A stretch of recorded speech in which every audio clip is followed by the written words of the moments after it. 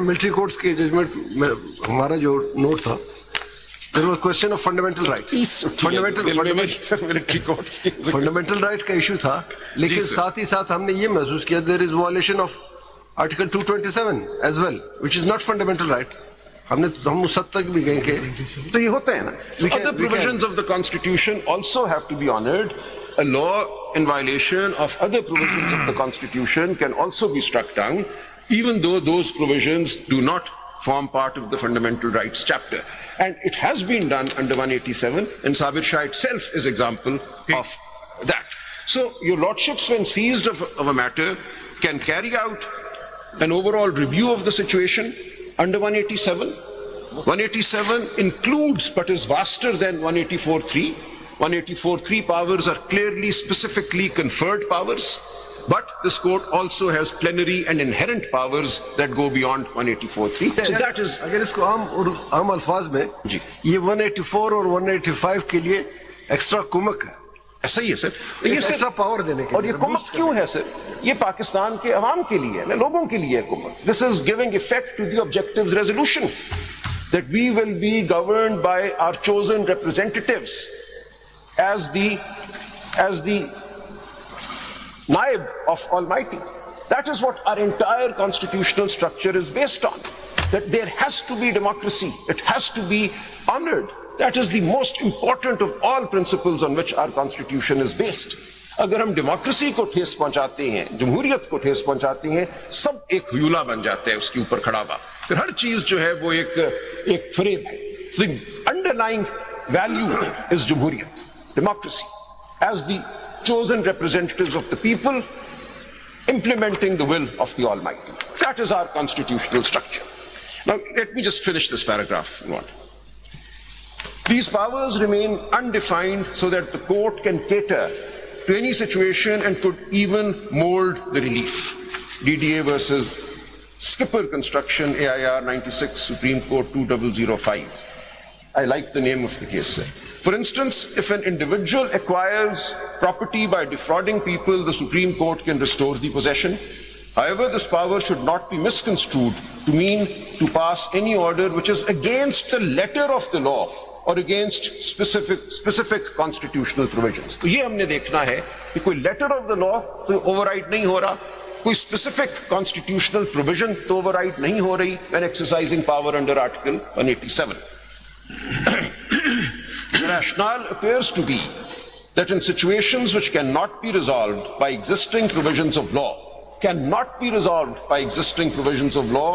warrant an intervention by the court, it may pass an order to ensure complete justice. This can also be used where the court finds a gap in legislation and a solution is required till the legislature acts and covers the field. The phrase complete justice in Article 142.1 is the word of width couched with elasticity to meet myriad situations created by human ingenuity or cause or result of operation of statute, law or law declared under Articles 32, 136 and 141. I leave that. 43. The very fact that this power is conferred on the apex court alone has to be used sparingly and with an element of judicial restraint so as not to contravene any other constitutional provision or statute. Then, Lord, I go to the next page, 236, paragraph 46. In Meher Zulfikar Ali Babu and others versus Government of the Punjab and others, PLD 97, Supreme Court 11, this court observed that for passing an order under Article 187 of the Constitution, no independent proceeding before the court is required. And once the court is seized of a list competently, it can pass orders, decrees for doing complete justice. That I hope answers my Lord's question, Justice Parker Rajafi's question.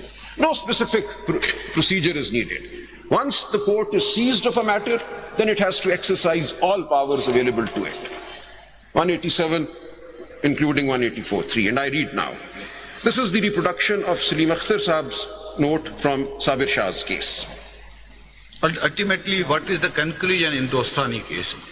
Conclusion is what we are reading. Policy disturbed by High Court So they said High Court ने नहीं छेड़ा, हम छेड़ सकते हैं. High court नहीं उन्होंने भी काम नहीं छेड़ सकते. सर मैं आता हूँ एंड में कंक्लूजन में उन्होंने कोई पॉलिसी चलिए वो अपनी जगह है बात. So no that's, relief was given. but that's on the facts of that case, sir. The law they're laying down more generally. The facts of the case are not important for us. मैं उस पे आता हूँ what was the relief given. In fact, they have done something. मैं आऊँगा उस पे, but that's not relevant. Only powers were discussed and no relief was extended. So that does not make any difference. The law was laid down. Relief is dependent on the facts of that case. Law is general.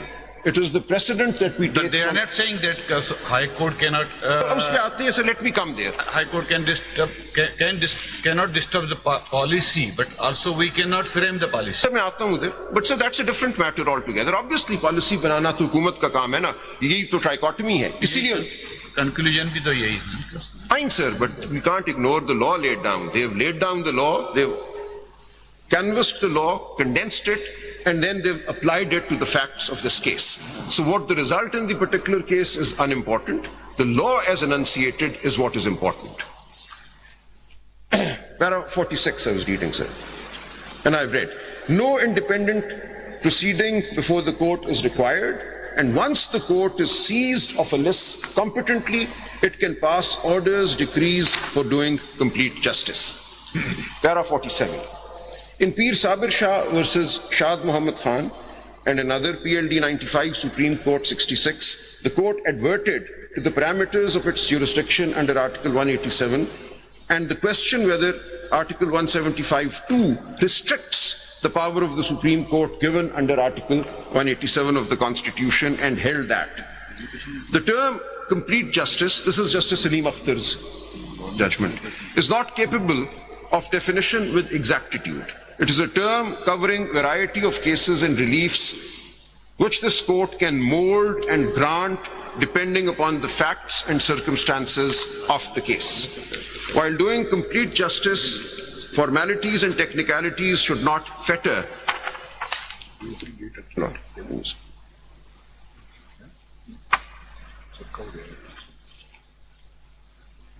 May I proceed? Should not fetter its power. It can grant ancillary relief. My lord, that's very important. तो अभी आपने पढ़ा तो सलीम जी, अख्तर साहब मैं की उसको जो- फिर उन्होंने रिपीट किया है और इसको एंडोर्स किया है.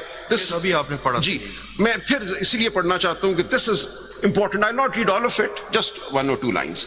It can grant ancillary relief, mold the relief within its jurisdiction depending on the facts and circumstances of the case and so on.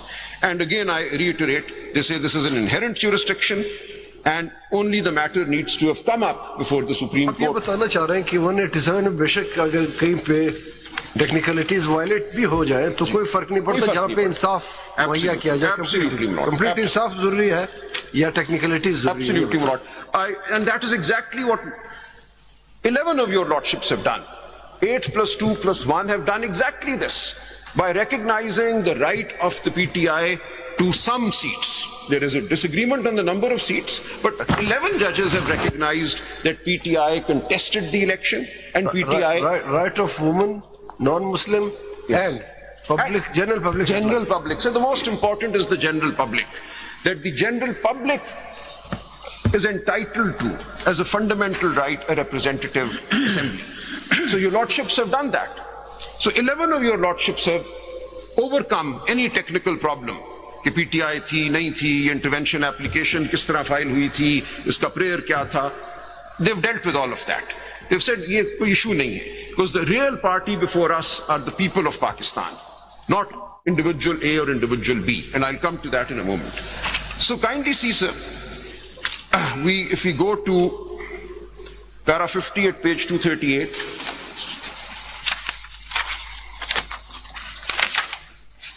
the foregoing analysis of the comparative constitutional law from Pakistan and India would show that while the Supreme Courts in India and Pakistan have the power to issue any direction or pass a decree for doing complete justice, the High Courts cannot pass any order in derogation to Article 199 of the Constitution or any law for the time being in force, because the principles of common law, equity and good conscience cannot confer jurisdiction on the courts in Pakistan which has not been vested in them by law, Itachi Limited, Supra.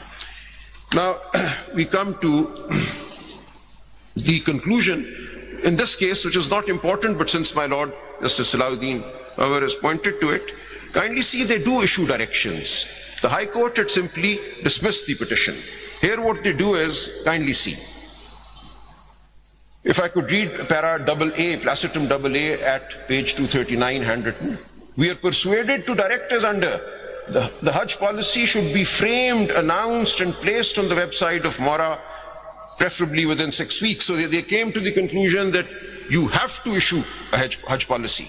This is your obligation. The court is not issuing the policy. It is simply making the government perform a function that it had to perform. This is what Article 199 says. Yes, if sir. somebody fails to Right, sir. perform its duty, Yes. we can direct them to perform their function. Yes. So that is what they've done. So they're saying, look, the High Court could not have done this, but we have done it. And that is the writ of mandamus. Yes, but also see. So anyway, so they have granted relief, sir. Aisa nahi hai. I'll not go into the specific order passed here. That's not relevant to us.